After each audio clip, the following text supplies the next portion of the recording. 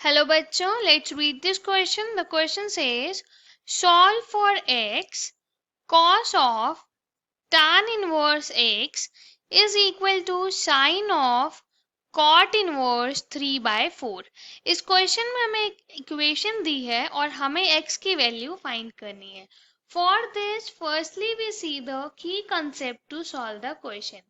इस क्वेश्चन को सॉल्व करने के लिए हम कंसेप्ट यूज करेंगे दैट tan थीटा की वैल्यू होती है, अगर हमारे पास एक राइट एंगल ट्राइंगल है, ये हमारा एंगल थीटा है, ये हमारी परपेंडिकुलर P होगी, base B and hypotenuse H.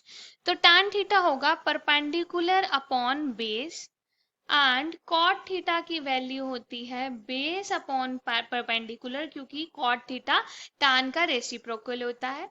Also sine theta की वैल्यू होती है perpendicular upon hypotenuse and cos theta की वैल्यू होती है बेस अपॉन हाइपोटेन्यूज.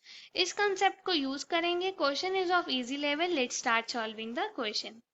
यहाँ पे गिवन है cos tan inverse x is equals to sin of cot inverse 3/4.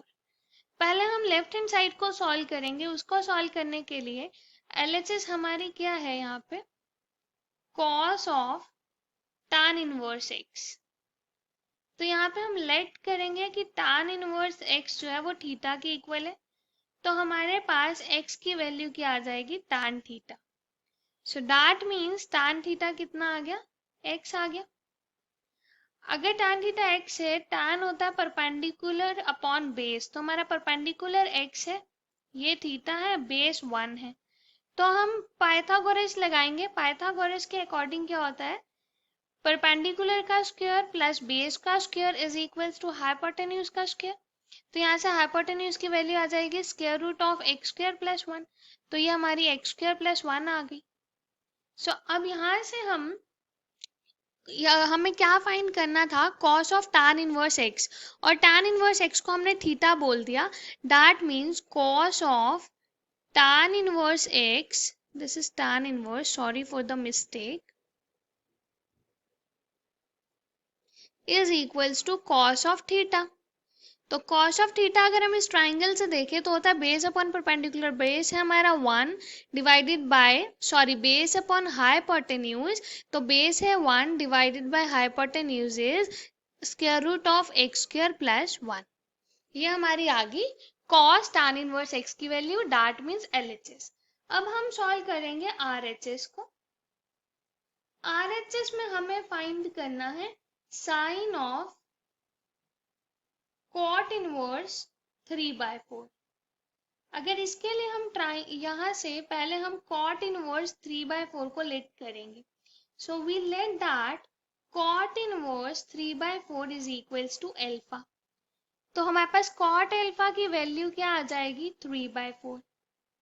अब हम यहाँ से अगर ट्राइंगल ड्रॉ करेंगे तो ये राइट एंगल ट्राइंगल होगा जिसमें ये एंगल अल्फा है. कोट होता है base upon perpendicular, base 3 perpendicular 4. अब हम पाइथागोरस थ्योरम लगाएंगे और हाइपोटेन्यूज फाइंड करेंगे. ये आएगा परपेंडिकुलर का स्क्वायर, दैट इज 4 का स्क्वायर 16 प्लस 3 का square is 9 equal to hypotenuse का स्क्वायर. तो हाइपोटेन्यूज कितनी आ जाएगी, हाइपोटेन्यूज स्क्वायर तो 25 आ जाएगा, हाइपोटेन्यूज हमारे पास 5 आ जाएगी. ये हमारी वैल्यू आ गई 5.